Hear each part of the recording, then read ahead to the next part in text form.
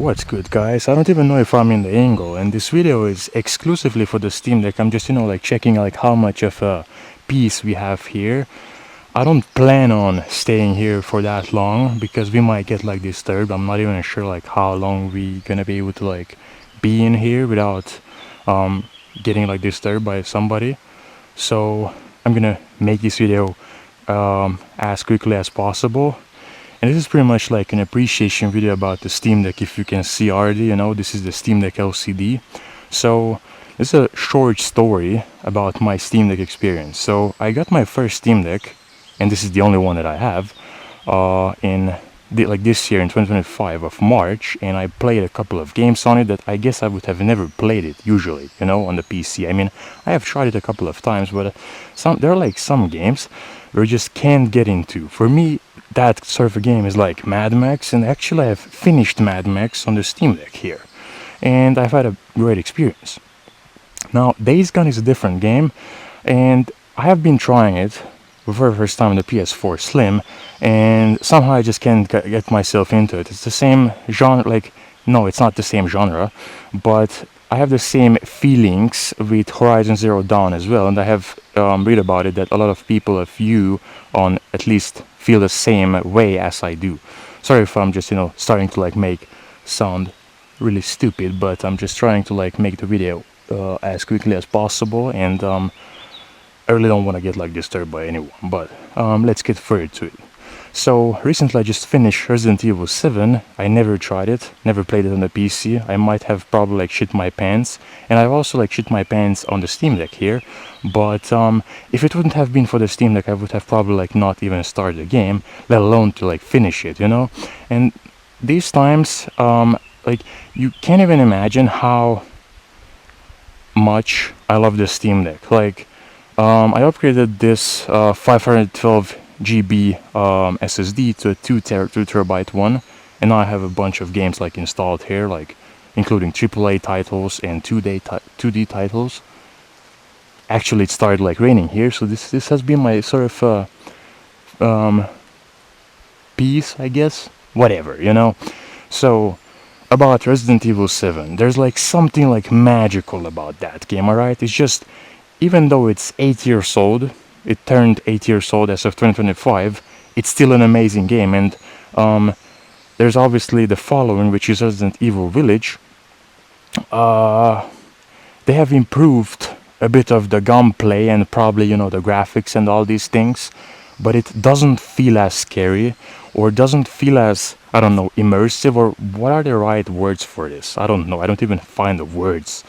It's just, I don't know. The Resident Evil 7 save menu music is like so good. Like whenever you find, these spots where you can like save the game, it's just like the music is like so good. Like it gives you that feeling of like, I don't know, overwhelmed, joy, fear, that sort of a feeling of like you don't know what's about to happen next, and so on and so forth. And very few games can do that, especially in the horror genre.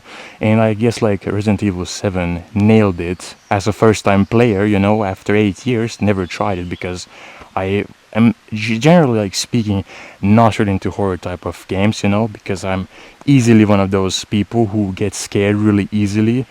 Like it's just, there's like some things you are not really great at, and I guess like that's for me, like when it comes to like jump scares, I hate that shit. And actually Resident Evil 7 nailed it really good. Like it got me a couple of times where I kind of like expected the scare, but I didn't expect to be happening because previously did like not happen. All right, now so far when it comes to like Resident Evil Village, I haven't been progressing too much into the game, but I can already tell it's not as scary as Resident Evil 7, and I feel like they kind of missed a lot of things. Like we have this huge castle, alright, like Castle Dimitrescu or something like that, and also the main boss, which is like Lady Dimitrescu, I think, I'm not really sure, I think so.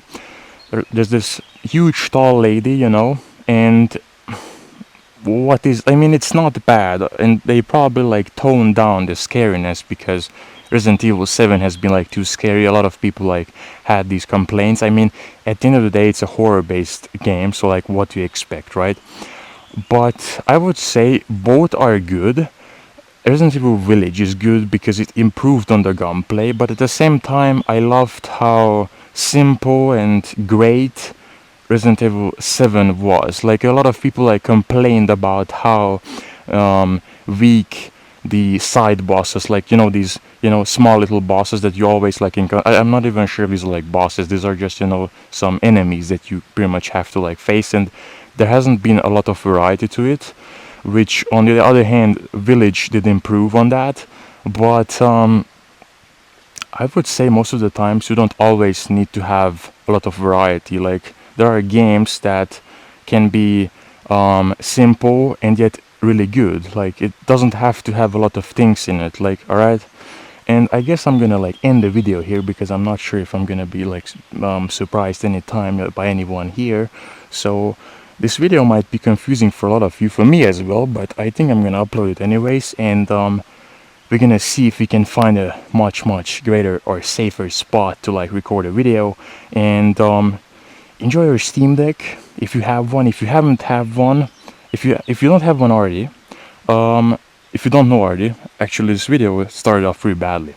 I got the Steam Deck like used for 300 euros, and the LCD version is still as good. I mean, if you can find a one with great battery life on it, like that has been like barely used, it's still good. Like obviously the OLED has improved on its download speeds, the screen mostly, and stuff like that, but those are just like small tiny details. I mean, I guess like the biggest upgrade is the OLED screen and the improved battery life, and probably the less sound, like when you are running games on 9 or 10. I mean, on 9 watts you really don't hear much. On 10 watts, depending on what kind of a game you play, the fan starts like rambling up, and that can be a bit annoying. And also on 10 watts, what I have realized, the battery life starts to like decrease, like it gets like worse. So yeah, have a great day, enjoy the summer as always, and see you in the next one. And enjoy your Steam Deck.